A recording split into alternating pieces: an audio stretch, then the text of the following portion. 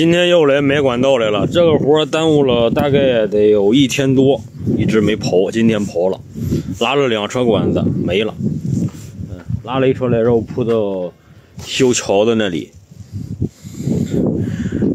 然后呢又拉了一车来。人家这刨沟子6点就刨成了，哼，看看。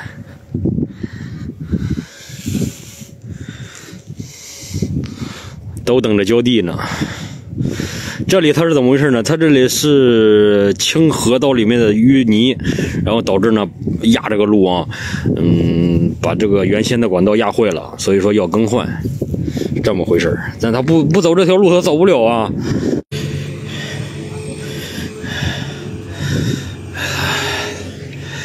差不多了。哎呀，吃饭歇会儿，下午还有20根窝。 好家伙，那地里面老热了，把离合片都烧了。松开离合连动都不动，抢回来呀！哇，正远扛过来的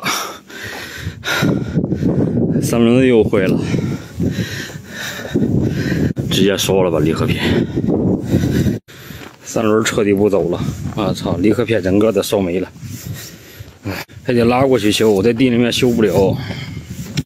这个离合片那时候是我爸那时候，已经7、8年前的事了，换的一次，那次也是拉玉米，总是这东西啊，这为什么说呢？在地里面，有时候你不得不搬离合器，知道吧？搬离合就容易烧这个离合片，包括这个汽车也是一样，知道吧？就导致这个离合片废，也该这个什么了。时间长了之后，这个离合片我估计也老化这个东西。别看在里面有油浸泡着，我估计也老化。 修来了，这妈的不挣钱还得打去。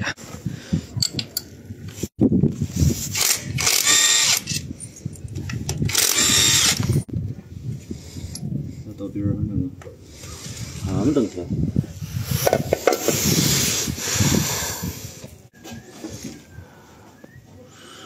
还挺新的里面。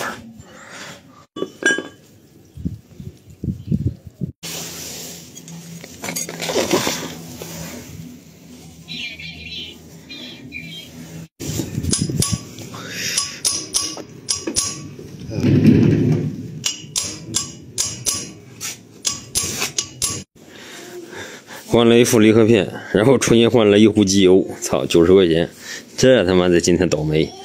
也是这个离合片时间太长了，上一次换，8年前的事情了，磨薄了，到了该换的时候了。哎呀，最近这活真是堆疙瘩。